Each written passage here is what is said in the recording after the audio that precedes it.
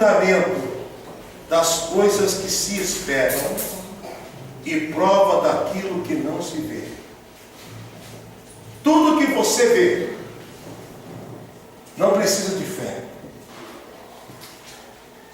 Porque a fé, ela é para alcançar algo que os seus olhos ainda não viram. A fé, ela existe para você alcançar algo que você não conseguiu ver. Então, o que a fé faz?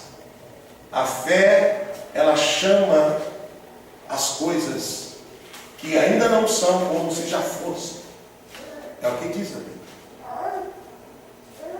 Por exemplo, parece que as pessoas são loucas. Como nós temos aqui a Bíblia Sagrada nos ensinando o livro de 2 Reis, a Bíblia nos ensina aqui aquela mulher que estava com o filho morto em casa. O marido perguntou, ela colocou o menino no quarto e falou para o marido: me arruma uns jumentos que eu vou até o homem de Deus. O marido perguntou, mas espera aí, hoje não é sábado e nem lua nova? Mas ela disse para o marido, tudo vai bem. O filho estava morto, mas ela disse, tudo vai bem. Ou seja, ela não estava vivendo o que ela estava vendo. Ela estava vivendo o que ela estava crendo. Fé é isso. A Bíblia diz assim, que a fé é a prova das coisas que não se vê. Então a fé é para você começar a crer naquilo que você não vê. O Senhor Jesus, ele encontrou outro dia com um homem chamado Lázaro.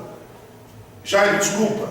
O Jairo era um dos principais da sinagoga. Ele era um judeu. Ele era um fariseu. Ele era um dos principais da sinagoga. Ele era religioso.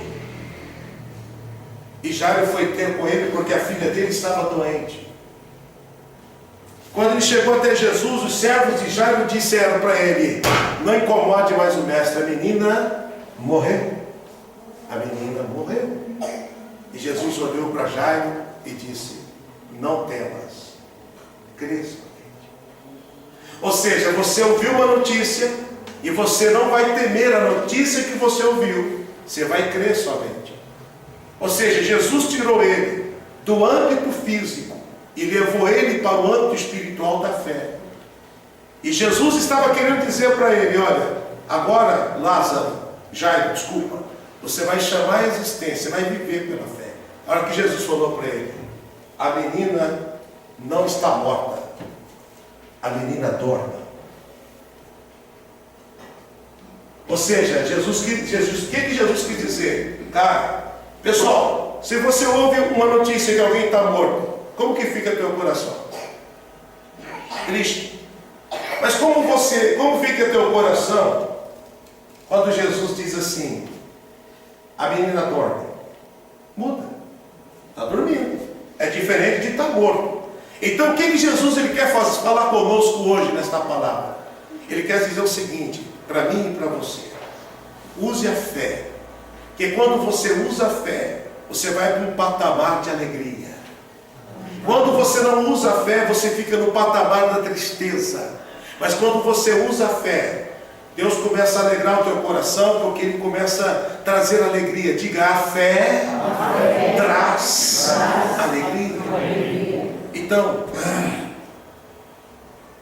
por que o Davi venceu Golias? Por que as muralhas de Jericó caíram?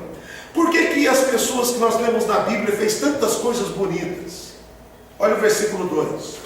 Vamos ler de novo o 1 e o 2. Ora, a fé é o firme fundamento das coisas que se esperam e prova das coisas que não se veem.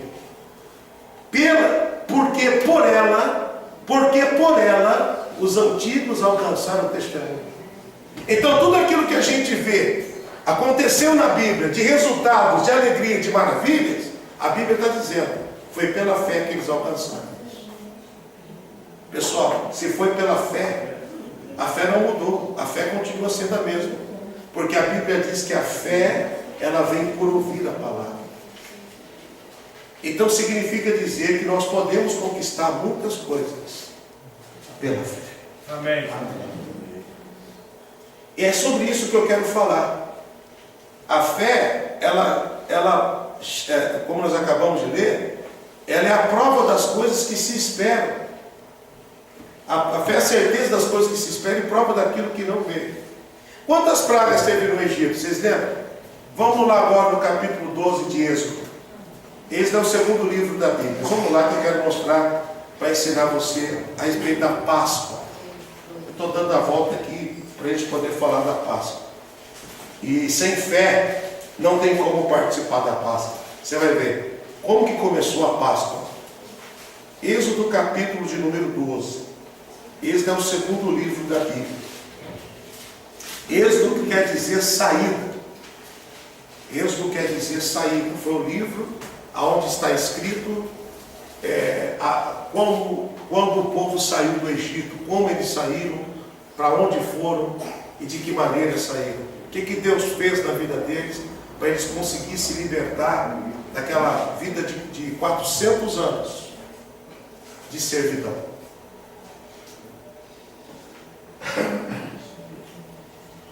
Pessoal, uma coisa que eu quero que você entenda é que nem sempre o povo de Deus foi escravo no Egito. Entenda uma coisa. Quando a gente pensa que o povo de Deus saiu do Egito, eles eram escravos, eles realmente estavam numa condição de escravo porque eles começaram a crescer. E o faraó começou a ficar com dor de cotovelo e com medo. Falou: olha, os hebreus são maiores do que o nosso povo. Se eles levantaram uma guerra contra nós, ele toma tudo que é nosso. Aí o faraó resolveu escravizar o povo de Deus. Mas o povo de Deus nem sempre foram escravos, pelo contrário. Eles foram para o Egito, levados por José, que foi governador do Egito, e eles desfrutavam da melhor terra que tinha no Egito, chamada terra de Gósen. Nós vamos ler um pouquinho aqui, nós vamos falar. Número 1. Quantas pragas teve no Egito? Foram 10 pragas. Cada praga teve uma característica. E todas as vezes que viu uma praga, Faraó tinha que chamar Moisés para poder orar, para cessar a praga. Por que começou a vir a praga? Porque Moisés ele ia até Faraó e dizia: Faraó, deixa o povo ir para servirmos o nosso Deus. O faraó falava: não. Aí Moisés dava a palavra: se você não permitir, vai vir tal praga. E o faraó não estava nem aí. Achava que Moisés estava brincando. E vinha a praga. Interessante que o povo de Deus estava também no Egito. A praga vinha no Egito para todos os egípcios, menos na terra de Gósen, aonde estava o povo de Deus. O que isso significa? Significa dizer que Deus tem um povo que Ele protege. Amém. E quem é esse povo que Ele protege? Deus faz acepção de pessoas? Não. Mas Ele só pode abençoar quem crê. Porque nós acabamos de estudar aqui sobre os anjos. Nós temos livre-arbítrio. Nós podemos escolher não servir. O Satanás existe. Quem criou o Satanás? Foi o próprio Deus. Ele era anjo de Deus. O livre-arbítrio fez com que ele se tornasse um anjo mau. Então, por que Deus protegeu? Deus protegeu. E Deus protegeu o povo dele. Tinha a praga do piolho, todo mundo com piolho, e o povo de Deus estava lá. Né? E então um pioleiro, vem aqui, meu querido. Você é egípcio, eu sou hebreu. Como que estava na praga do piolho? Meu Deus do céu. Passava isso aí na mão. A praga dos piolhos. Aí eles olhavam para os hebreus não estavam com a coceira, olhavam para o egípcio coceira. Irmãos, entenda uma coisa: o povo de Deus estava protegido das pragas. Aí Moisés tinha que orar e as pragas iam embora. Só que chegou uma hora e Faraó endurecia o coração. O Faraó falava: vocês vão. Chegava na hora e falava, vocês não vão. Por quê? O que estava faltando, pessoal? Estava faltando, Deus tinha um propósito em tudo isso, é claro. Ele endurecia o coração de Faraó. Moisés tinha aquela sensação de que ia conseguir, e quando Moisés estava pensando que ia conseguir, tudo travava. Isso representa o seguinte, pessoal, que nem sempre as coisas vão ser fáceis. Coloca isso no teu coração. Nem sempre porque você crê em Deus, nem sempre porque você ora, as coisas serão fáceis. Mas a fé, como nós acabamos de ler, ela chama as coisas que não são como se já fossem. Olha no versículo, no capítulo 12 do livro de Êxodo, vamos estudar sobre a Páscoa agora. Diz assim: e falou o Senhor a Moisés e a Arão na terra do Egito. Na terra do Egito. Olhem para mim. Então eles estavam ainda na terra do Egito. Eles nem sempre foram escravos, mas nessa situação aqui, eles estavam escravos. Preste atenção no que eu falei. Eles estavam, não eram. Aprenda aqui uma coisa. Muitas vezes você está em uma situação, você não é isso. Muitas vezes você está triste, mas você não é triste. O que você precisa entender? Que o fato de você estar não significa que você é, e que logo logo você vai sair dessa situação, em nome de Jesus. Amém? Então a Bíblia diz aqui que eles estavam na terra do Egito. E aí ainda eles estavam escravos, mas eles iam participar da festa de libertação. Diga, Páscoa é a comemoração da saída, da libertação. Eles estavam comemorando, a Páscoa é a festa que comemora a libertação do povo. Mas eles não estavam libertos. Mas eles iam participar da festa da libertação, ainda não libertos. Eles estavam participando pela fé. Ou seja, eles não tinham saído, mas eles já estavam participando da festa da libertação. Isso é fé. Traz as coisas que não são, como o que nós acabamos de ler em Hebreus? A fé é o firme fundamento das coisas que se esperam e prova daquilo que se não vê. Ou seja, ela chama a existência daquilo que não vê. Ou seja, traz as coisas que não são como se já fossem. Então, versículo 2.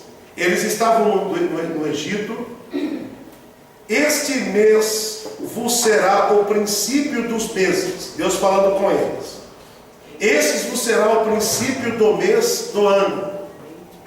Você vai falar para toda a congregação dizendo: aos 10 desse mês, tome cada um para si um cordeiro. Tome para cada um de si um cordeiro. Irmão, você percebeu que Jesus morreu também à véspera da Páscoa? E Jesus, a Bíblia Sagrada diz em João capítulo 1, o próprio João Batista dizendo, quando ele viu Jesus vindo, ele disse: este é o Cordeiro que tira o pecado do mundo. Aquela primeira Páscoa que nós estamos vendo aqui, ela representava a libertação física do povo do Egito. Jesus, a Bíblia diz que ele veio para desfazer as obras do diabo. Ele veio para libertar o povo espiritualmente. Primeira Páscoa, um cordeiro. A segunda Páscoa, outro cordeiro. Só que o cordeiro era Jesus. A Bíblia diz que Jesus subiu, ele foi para o madeiro como ovelha muda, ou seja, como um cordeiro mudo. Agora você vai entender. Ele pede para pegar um cordeiro, versículo 3. Peguem um cordeiro segundo as suas casas, um cordeiro para cada família. Olha como que Deus pensa na família, desde sempre. Amém, gente? Mas se a família for pequena para um cordeiro, então tome consigo o vizinho, perto da sua casa, conforme o número das almas das pessoas que estão lá dentro, conforme o seu comer, e fareis a conta conforme o cordeiro. O cordeiro ou cabrito será sem mancha, sem mácula, tem que ser macho, de 1 ano, o qual tomareis das ovelhas e das cabras. Olha para mim, eles iam matar um cordeiro, e esse cordeiro tinha que ser o melhor cordeiro. Sabe por quê? Porque esse cordeiro aqui, ele era animal, mas ele tinha um símbolo profético da vinda de Jesus, que também seria o cordeiro sem mancha, sem mácula, perfeito. Essa atitude aqui, lá atrás, era uma atitude profética para o futuro. Pessoal, você tem que entender que tem coisas que você está plantando hoje, que você não vai colher, mas vai abençoar o teu bisneto, tataraneto. Uma semente que você plantou hoje vai ser uma bênção para a sua família no futuro, porque Deus trabalha assim. Ele nos usa para o presente, mas Ele também nos usa para o futuro. Quem crê assim? Amém. Creia nisso. Deus mandou pegar o cordeiro. Olha o que aconteceu, como que ia ser a primeira Páscoa. E Ele disse assim no versículo 6: vocês vão guardar até o 14º dia. Eles pegaram o dia 10 e ficaram 4 dias guardados em casa. O que isso quer nos ensinar? Pessoal, deixa a ansiedade de lado. Você já pegou o cordeiro, está desesperado. Pastor, já peguei o cordeiro, estou ansioso. Fique tranquilo, que Deus tem dia e hora para agir, e você precisa esperar. Amém. Espera. Amém. Amém, gente? Amém. Espera. A ansiedade, ela é uma bomba para a alma, para a mente. A ansiedade destrói. A maioria das pessoas estão doentes por excesso de futuro. Outro dia eu atendi a jovem, o filho dela era bebê, ela falou: estou com medo de quando meu filho for começar a ir na escola. Quer dizer, está sofrendo 4 anos de antecipação. Eu tenho medo de sequestrarem ele, olha só. Deus me livre, sofrendo por antecipação, fazendo velório antes do morto morrer. Isso não pode acontecer. Então espera até o 14º dia. Pega um cordeirinho, espera aí que Deus vai ir. Aí Deus falou para ele segurar até o 14º dia o cordeiro. Olha só, diz assim: e guardareis até o 14º dia deste mês, e todo o ajuntamento e a congregação de Israel vai sacrificar esse cordeiro à tarde. Que hora que Jesus ele foi morto? Alguém lembra? Hora nona, 3 horas da tarde. Olha como que era profético isso. Lá atrás, mas era uma linguagem para aquele tempo, mas também era uma linguagem futura. Vamos continuar que você vai entender daqui a pouco. Olha o versículo 7. E tomarão do sangue, e poloão em ambas as ombreiras das vergas, das portas e das ombreiras. Das ombreiras e nas vergas da porta, nas casas em que comerem. Naquela noite comerão a carne assada no fogo, com pães asmos e vergas amargosas. Vocês não vão comer nada cru, nem cozido em água. Tem que ser assado. A sua cabeça com os seus pés, com as fissuras. E o versículo 10. E nada deixareis para amanhã. E se sobrar alguma coisa, queima. O cordeiro ele tinha que ser sacrificado totalmente. E tudo que pertenceu ao cordeiro tinha que ser eliminado. Só que o sangue do cordeiro, eles tinham uma missão. Eles tinham que ungir a casa deles. Aonde que eles estavam? Versículo 1. Estando eles ainda no Egito. Esta festa que eles iam participar é a festa da libertação. Eles estavam presos, mas estavam comemorando a festa. Aliás, estavam presos e Deus, isso aqui é a ideia de Deus, mandando eles preparar a festa da libertação. É por isso que parece que nós que cremos em Deus, parece que somos loucos. Porque nós estamos confessando direto. Vai dar tudo certo. Fulano está bem. Ah, e como que está fulano? Está bem.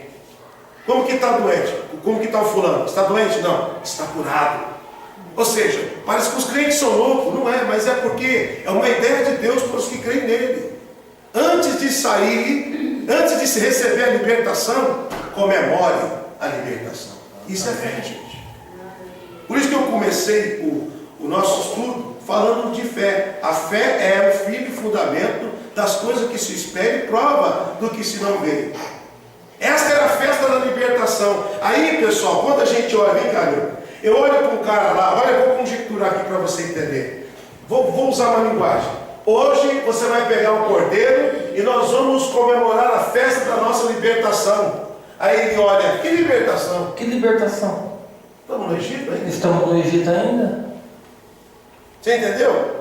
Era isso. Num ponto de vista humano, como assim? Festa da libertação? Nós tínhamos que comemorar a festa da libertação quando a gente saísse daqui para a terra que Deus prometeu. Mas nós ainda estamos no Egito, ou seja, como participar de uma festa da libertação sem estar liberto? Só que é o seguinte, irmão, por que Deus lhe pede para você chamar a existência, usar a tua fé? Porque Deus age com antecipação. Deus nunca age atrasado. Então, como Deus ele age por antecipação, Ele pede que nós usemos a nossa fé crendo e agindo com antecipação no sentido de crer. Eu creio, vai dar tudo certo. Olha, Deus está no controle. Confesse coisas boas. Existem até pastores que são contra chamado de confessionismo positivo.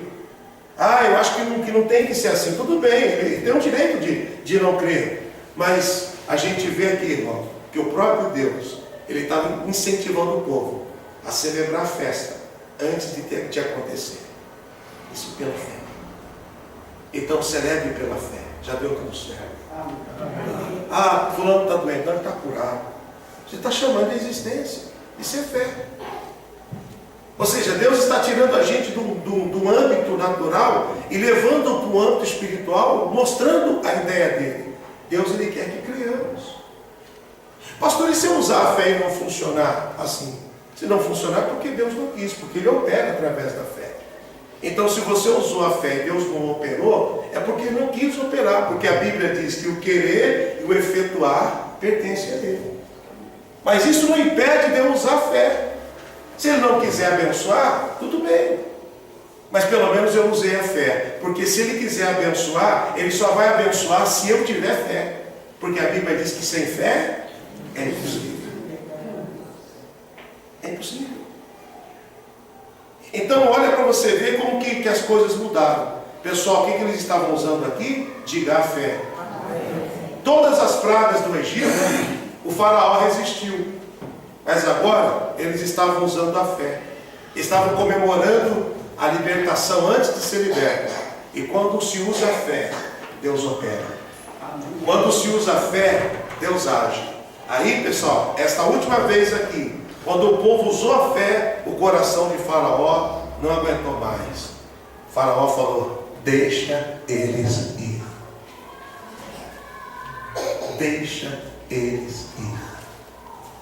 Amém? Amém. Vamos terminar. Olha no versículo 12. Eles tinham que usar, pessoal, eles tinham que usar o sangue do cordeiro que eles mataram para ungir as portas e janelas. Versículo 12. Eu passarei pela terra do Egito esta noite e ferirei todo o primogênito na terra do Egito, desde os homens até os animais, e todos os deuses do Egito eu farei juízo. eu sou o Senhor. Olha que interessante. Ele, o nosso Deus, ele ia fazer juízo a todos os deuses do Egito. Lembra que o diabo queria ser semelhante ao Altíssimo? Deus não quer que ninguém seja semelhante a ele, porque ele é o único. Ele é o único Deus. E Deus que veio fazer justiça, ele falou: vou mostrar para esse povo, o povo do Egito, o faraó e para todo mundo, que eu vou fazer juízo. Eles vão saber que eu sou Deus. Eu vou ferir o primogênito de todos. Então ia morrer, pessoal, o primogênito dos homens e o primogênito dos animais. Pessoal, a gente ficou triste. Quem ficou triste com o que aconteceu lá em Minas, lá da barragem? Não é triste? 200 pessoas morreram. Você imagina no Egito esse dia, cada casa um velório. Cada casa um velório. É mais triste ainda. Foi o que aconteceu. Mas por que aconteceu isso? Maldade de Deus? Não. Deus estava mostrando para Faraó que ele é que estava no controle. Que Faraó achava que ele era o cara. Não, eu sou o rei mais forte da terra, eu comando tudo. Aí Deus falou: vou mostrar para você quem é que está no controle. Receba esta palavra, irmão. Tem pessoas que estão achando que estão no controle, é porque não conhecem o seu Deus. É o nosso Deus que está no controle. Diga graças a Deus. Graças a Deus. Olha como que começou a primeira Páscoa. Versículo 13. Aquele sangue, aquele que eles tiraram do cordeiro, vos será por sinal. Nas casas em que estiverdes o sangue, vendo eu o sangue, eu vou passar por cima de vós, e não haverá entre vós praga de mortandade, quando eu ferir a terra do Egito. Então Deus, olha como que Deus é. Deus estava dando para o povo dele uma palavra profética. Parecia que era loucura. Pega um cordeiro, macho de um ano, do dia 10. Guarda até o dia 14. No dia 14, vocês matam ele à tarde. Pega o sangue e passa na janela. Passa nas portas. O sangue vai ser um sinal. Eu vou passar de noite. E quando tiver eu passar e ver o sinal, o pessoal até parece que Deus, ele não sabe quem é dele. Deus não sabe, Deus sabe quem é dele, ele é onisciente. Onisciente é aquele que sabe de todas as coisas com antecipação. Isso é onisciência, Deus sabe quem é dele. Mas mesmo ele sabendo que aquele povo era dele, ele queria que aquele povo obedecesse e cresce. Tem coisa, pessoal, que Deus ele sabe que você é dele, que eu sou dele, que as pessoas são dele, ele sabe. Mas ele quer que nós venhamos ouvir e obedecer. Ou seja, tem coisa que nós temos que fazer. É reciprocidade. Ou seja, eu creio, lembra, Deus amou o mundo de tal maneira que deu o seu Filho. Para todo aquele que nele crê. Olha só, ele deu e o homem crê. Seja salvo. Então é assim que Deus trabalha. Aquele sangue seria um sinal de proteção. E Deus falou: quando eu passar na terra do Egito, e eu passar e eu ver na casa, eu ver que as pessoas creu. Ou seja, Deus estava dando algo para aquele povo, que seria para aquele povo livramento. Amém. Deus estava dando para aquele povo, que seria para aquele povo livramento. Parecia que era loucura, mas era um livramento. Deus estava agindo através de tudo aquilo. Posso dizer uma coisa? Deus está agindo aqui através desta palavra na tua vida. Glória a Deus. Use a fé. Não tenha medo e não tenha vergonha de participar da festa da vitória antes de tê-la, porque é uma ideia de Deus. É uma ideia de Deus. Olha o que está escrito aqui para a gente poder fechar o nosso raciocínio, para a gente não demorar com a nossa reunião. Versículo de número... vamos pular aqui para a gente poder adiantar. Versículo de número 20. A Aí, pessoal, junto com a Páscoa, eles iam comer pão, sem fermento, que hoje a gente sabe que o pão sem fermento representava algo muito importante, representa uma vida limpa. Então, era como que era profético aquela atitude. Vamos adiantar aqui para a gente não terminar, porque o texto é muito grande. Então eu vou pular agora. Versículo de número 18. No primeiro mês, aos 14 dias do mês, à tarde vocês vão comer os pães ázimos, que é o pão sem fermento, até o 21 do mês, ou seja, 7 dias. Do dia 14 até o dia 21, eles iam comer pão ázimo. 7 dias. Por que 7? 7, pessoal, dentro de uma linguagem bíblica, é o número da perfeição. Ou seja, em 7 dias Deus ia fazer uma obra completa. Naamã, ele foi até o profeta, ele tinha lepra. O profeta diz: mergulha 7 vezes. Ele mergulhou uma vez, continuava do mesmo jeito. Mas era profético. Se é profético, tem que fazer o que Deus manda. Na hora que ele mergulhou o 7º, a Bíblia diz que ele voltou com a pele como a pele de uma criança. Irmão, tem coisa que Deus ele não precisa. Ele podia ter curado Naamã assim. Como ele já curou do cego, pode enxergar. E outro ele teve que cuspir no chão, vai e lava. Ele age de maneiras diferentes, em tempos diferentes. Por exemplo, essa palavra está sendo pregada aqui para todos nós, e Deus está falando em cada coração aqui de maneira diferente, de acordo com a tua necessidade. Ele está ministrando, Ele está te ensinando. Amém, pessoal? Amém. Ele está te ensinando. Então agora você vai estar entendendo. Versículo 20, como começou a Páscoa.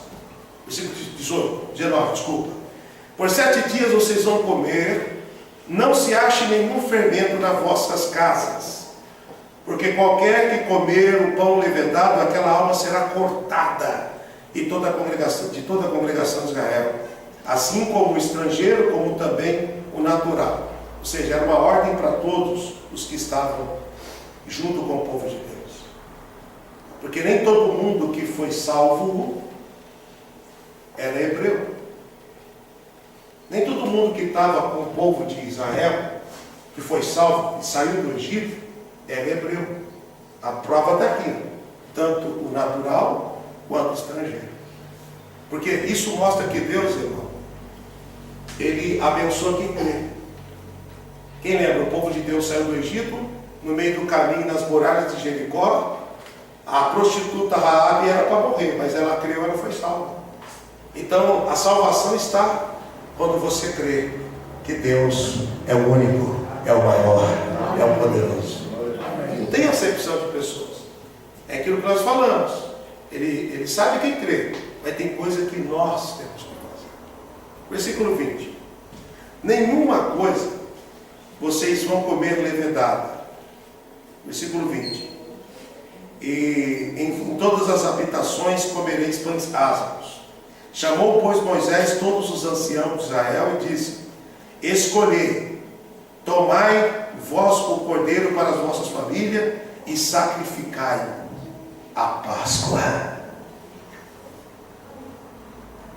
E sacrificai. Chegou a hora, Moisés falou: pessoal, os anciãos, chegou o dia 14, chegou a hora, pode matar, sacrifica, separa o sangue, para ungir a porta e a janela como Deus mandou. A partir de agora, aí Moisés abriu a boca e disse: a partir de agora, esta é a nossa Páscoa. Libertação. Moisés quis dizer: a partir desse momento em que nós estamos matando esse cordeiro, nós vamos fazer um churrasco com esse cordeiro, e nós vamos comemorar a nossa libertação bem bonito. Nós vamos comer um churrasco de cordeiro. Meu filho está aqui, ele ama cordeiro.